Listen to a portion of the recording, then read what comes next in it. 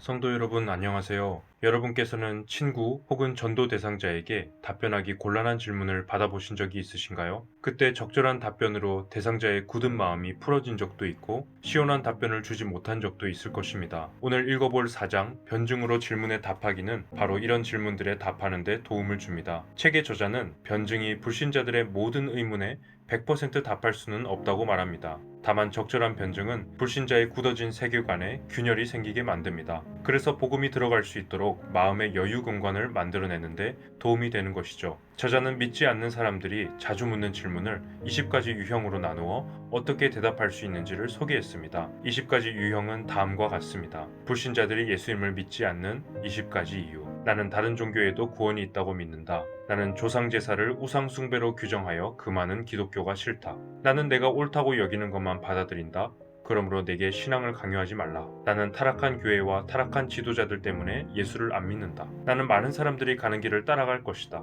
이것이 지혜라고 생각한다. 확률적으로 봐도 90% 이상의 사람들이 가는 길이 설마 틀리겠는가? 나는 전도자를 만나면 이렇게 거절할 것이다. 기독교는 배타적이고 독선적이어서 싫다. 나는 과학적으로 증명되지 않은 것은 믿지 않는다. 나는 예수님을 믿으면 세상 즐거움과 취미 생활을 못하게 될까봐 두렵다. 인생을 무슨 재미로 사는가? 나는 일과 돈을 버는 것에 관심이 있고 종교 같은 것에는 관심이 없다. 종교는 나약한 자들에게나 필요한 것이다. 나는 눈에 안 보이는 것은 존재하지 않는다고 믿는다. 하나님은 사랑의 하나님이다. 사랑의 하나님이 다른 종교인들을 모두 지옥에 보내겠는가? 하나님은 그런 잔인한 분이 아닐 것이다. 복음을 들을 기회가 아예 없는 채로 죽은 사람이 지옥에 간다면 그것은 너무 불공평하고 불공정한 일이다. 하나님이 진짜 있다면 그런 불공평한 일은 하지 않을 것이다. 나는 다른 종교를 믿는다. 우리 서로 각자의 종교를 존중하자. 나는 지금 어떻게 해야 할지 모르겠다. 나는 하나님과 성경에 관해 모두 다 알고 난 후에야 예수님을 믿겠다. 죽으면 모든 것이 끝인데 종교가 왜 필요한가? 죽은 후에 진짜 천국과 지옥이 있는가? 천국이 있다면 어떻게 해야 갈 수 있는가? 예수님은 우리나라의 신이 아니다. 내가 왜 서양의 신을 믿어야 하는가? 오늘 저는 책에 소개된 내용 중 몇 가지를 선택하여 읽어보려고 하는데요. 혹시 영상에서 다루지 못한 질문들에 어떻게 답할 수 있는지 궁금하시다면 2층에 비치된 책을 참고해 주셔도 좋을 것 같습니다. 1. 나는 다른 종교에도 구원이 있다고 믿는다. 종교다원주의자. 위키백과는 종교다원주의를 사회에 공존하는 종교적 믿음 체계의 다양성을 인정하는 태도나 원리로 정의한다. 많은 사람들은 일본의 후지산을 오르는 길은 여러 개가 있고 어떤 길로 올라가도 마지막에는 모두 정상에 다다르게 된다고 말한다. 이것이 바로 다원주의적 구원관을 설명할 때 주로 쓰는 예다. 이런 주장을 펼치는 사람들에게 우리는 이렇게 대응할 수 있다. 많은 사람들이 구원의 문 앞까지는 이를지 몰라도 그 안으로 들어가는 자는 오직 예수 그리스도를 자신의 구주로 믿는 사람들 뿐이다. 왜냐하면 천국은 죄를 가진 채로는 들어갈 수 없는 곳이기 때문이다. 죄는 천국의 입국 검사들을 통과할 수 없다. 예수 그리스도가 곧 구원의 문이요 하나님께 나아가는 유일한 길이다. 내가 문이니 누구든지 나로 말미암아 들어가면 구원을 받고 요한복음 10장 9절. 예수께서 이르시되 내가 곧 길이요 진리요 생명이니 나로 말미암지 않고는 아버지께로 올 자가 없느니라. 요한복음 14장 6절. 3. 나는 내가 옳다고 여기는 것만 받아들인다. 그러므로 내게 신앙을 강요하지 말라. 포스트 모더니즘. 이런 사람들에게는 복음을 어떻게 전하면 좋을까? 사람들은 인생 만사를 자신이 선택하고 결정하기를 원한다. 자신이 인생의 주관자가 되기를 원한다. 이러한 사고는 포스트 모더니즘의 산물이다. 포스트 모더니즘은 1960년대 이후 미국과 프랑스를 중심으로 일어났다. 이 사상은 절대적인 것을 인정하지 않는다. 절대적인 진리란 없다고 주장하는 것이다. 모든 것을 상대적으로 생각한다. 예를 들어 이것은 진리입니다 라고 말하면 왜 그것만 진리가 되는가? 다른 것도 진리가 될 수 있지 않은가? 하고 반문한다. 현대인들은 자신도 모르는 사이에 포스트 모더니즘의 영향 아래 살아가고 있다. 마치 이것은 하나의 신앙 체계와도 같다. 인간은 불완전한 존재다. 그럼에도 불구하고 항상 모든 것을 주관하고 선택하고 스스로 결정하려고 하기 때문에 많은 문제를 야기한다. 자기 인생을 위험과 방황 속으로 스스로 이끌어가고 표류하게 만든다. 그러한 인생은 실패할 수밖에 없고 또한 실패 속에서 출구를 찾지 못한다. 그들에게 필요한 것은 절대적인 진리다. 상대성이 아닌 절대적인 기준이 필요하다. 우주 만물을 창조하시고 주관하시는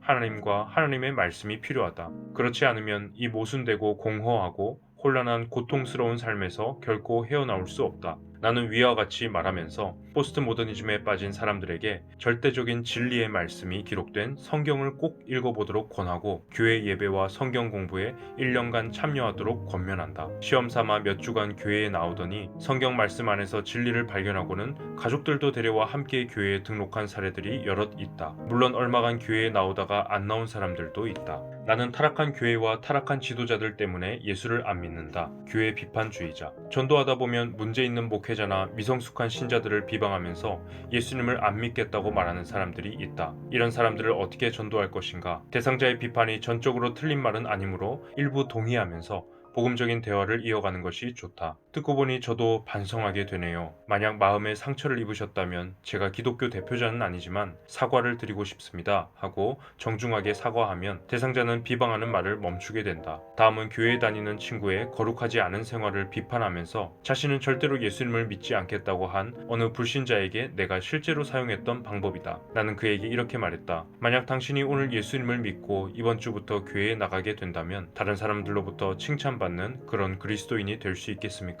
그는 당황한 듯 주춤하더니 그건 아마 어려울 것 같다고 대답했다. 맞습니다. 예수님을 믿고 변화되기까지 시간이 걸립니다. 성장하는 데 시간이 필요합니다. 현재 그 친구도 변화하는 과정 중에 있으니 너무 비판하지 말고 실망하지 마세요. 예수님을 믿는 사람들은 다 변화 중이고 수리 중이고 성장하는 과정 안에 있습니다. 내가 이렇게 말하자 그의 표정이 바뀌더니 사실 그 친구도 이전에는 술, 담배를 많이 하고 거짓말을 많이 하던 그런 사람이었는데 예수님을 믿고 교회에 다니더니 좋은 쪽으로 많이 변하긴 했어요 라고 맞장구를 쳐주었다. 그때부터 나는 마음이 열린 그와 복음적인 대화를 나누기 시작했고 그에게 성경을 통해 복음의 핵심 내용을 설명했더니 창세기 3장이 다 끝나기도 전에 그가 예수님을 자신의 구주로 영접했다. 6. 나는 전도자를 만나면 이렇게 거절할 것이다. 거절할 답을 미리 준비한 자. 이런 사람을 전도하기는 아주 어렵다. 이런 부류의 사람들을 만나면 먼저 칭찬으로 대화를 시작하는 것이 좋다. 어찌되었건 불신자가 성경을 관심 있게 들여다봤다는 뜻이고 또 나름대로 교리적 주장을 펼치고 있기 때문이다. 그 다음 단계는 대상자의 주장 중에서 성경적으로 정확한 해석이 아닌 부분을 찾아 교정하는 것이다. 상대방에게 정확하지 않은 부분을 좀 교정해 주어도 될지 정중하게 물으라. 대상자는 전도자가 자신을 칭찬하고 자신을 존중하는 태도를 보이므로 자기도 예의상 한번 들어보겠다는 마음과 태도를 갖게 된다. 이런 사람에게 복음을 전할 때는 먼저 성령의 도우심을 위해 기도하고 앞서 소개한 성경으로 전도하는 법을 따라 아주 자세하게 설명해 주는 것이 좋다. 성경을 통해 복음을 자세히 설명할 때 대상자가 성령의 조명하심으로 이제까지 제대로 알지 못했던 복음의 참 의미를 깨닫고 예수님을 구주로 영접하는 경우를 나는 수차례 경험하였다. 10. 나는 일과 돈을 버는 것에만 관심이 있고 종교 같은 것에는 관심이 없다. 무관심주의자. 먼저 돈과 일에만 모든 가치를 두는 세계관부터 깨뜨려야 한다. 그리고 그 사람의 관심을 하나님 쪽으로 돌리는 것이 필요하다. 이때 적절한 질문을 사용하는 것이 필요하다. 내가 주로 사용하는 질문은 이것들이다. 그렇게 열심히 일해서 돈 많이 벌었습니까? 이제 만족하십니까? 지금 행복하십니까? 이 질문에 대한 대답은 거의 비슷하다. 아니다. 불만족하다.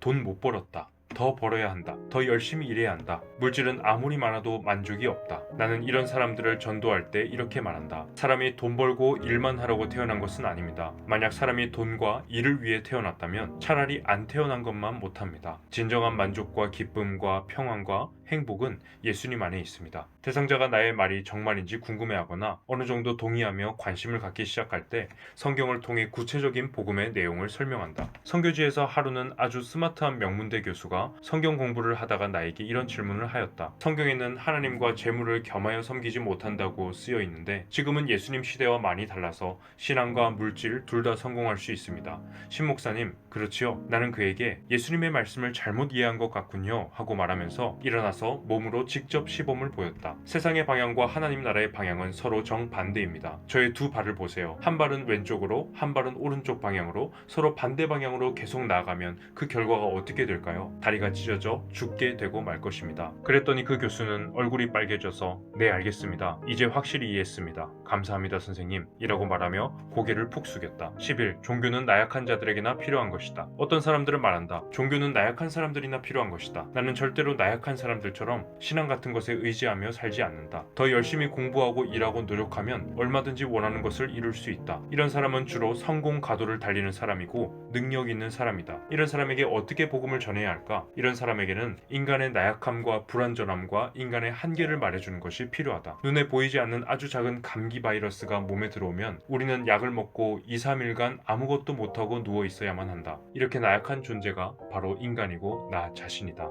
하루는 전도하다가 이와 같은 사람을 만난 적이 있다. 그가 계속 자기 능력을 자랑하고 기독교인들을 무시하는 말을 하여 나는 그에게 내가 보기에 당신이야말로 그 누구보다 하나님의 도움이 필요한 사람 같은데 안 그런가요? 하고 물었더니 그 사람이 깜짝 놀라면서 어딘가에 급히 전화하고서 한번 복음을 들어보겠다고 말하였다. 내가 휴대폰을 끄고 1시간 정도 집중해서 들을 수 있느냐고 물었더니 중요한 전화를 기다리고 있으므로 끌 수는 없으며 1시간은 너무 길다고 말하였다. 나는 그에게 당신같이 능력 있는 사람이 1시간도 컨트롤을 못합니까? 하고 말했더니 자신이 유능한 것을 증명하고 싶었는지 또 몇 군데 전화를 하고는 이제 다 처리했습니다 라고 말하며 절대 1시간을 넘기면 안 된다고 나에게 몇 번이나 확인하고서야 휴대폰을 껐다. 그날 그 사람은 50분도 채 되기 전에 성경을 통해 복음의 전 내용을 듣고 예수님을 자신의 구주로 영접하였다. 할렐루야. 더 놀라운 것은 그가 신앙이 빠르게 성장하더니 2년 후에는 소그룹 리더가 되었다. 만약 복음을 전하다가 강력하게 반대하는 자를 만나면 막막해할 필요도 없고 화낼 필요도 없다. 미래의 목사나 선교사가 될 사람이라고 생각하고 편안한 마음으로 기도하면서 복음을 전할 방법을 찾으면 된다. 15. 나는 다른 종교를 믿는다.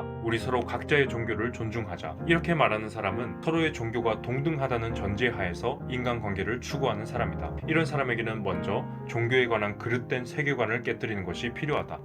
이때 두의 신앙과 던의 신앙을 예로 들어 설명하는 것이 좋다. 세상에는 두 종류의 신앙이 있다.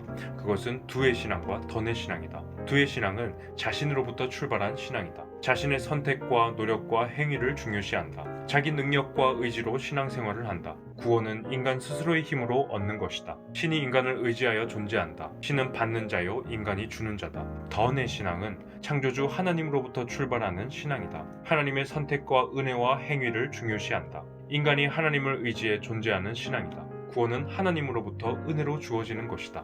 하나님은 스스로 존재하신다. 하나님은 주시는 자요, 인간은 받는 자다. 두의 신앙은 타 종교 신앙이고 던의 신앙은 기독교 신앙이다. 두의 신앙은 마치 어린아이가 아버지의 손가락만 잡고 사람이 많이 다니는 혼잡한 거리를 걷는 것과도 같다. 어린아이가 계속 자기 힘으로 아버지의 손가락을 잡고 가는 데는 한계가 있다. 큰 어려움에 부딪히면 잡고 있던 손을 놓게 된다. 두의 신앙은 인간이 주체가 되는 타종교의 신앙이다. 구원의 커트라인을 인간이 정한다. 이는 인간의 행위와 공로로 구원이 결정된다는 뜻이다. 그렇다면 얼마나 선행을 많이 하고 도를 많이 깨달아야 구원을 얻는단 말인가? 조금만 부족해도 구원을 얻지 못하게 되는가? 두의 신앙은 이 질문들에 명확한 답을 주어야만 한다. 이와 달리 던의 신앙은 아버지가 어린아이의 손을 잡고 걷는 것과 같다. 아버지의 손은 곧 하나님의 손을 의미한다. 전능하신 하나님의 손이 어린아이와 같은 나를 붙잡고 간다는 신앙이다. 던의 신앙은 하나님이 주체가 되신다. 구원은 하나님이 예수 그리스도를 통해 십자가에서 이미 이루신 것을 믿음으로 받아들이는 것이다. 오늘도 수고 많으셨습니다.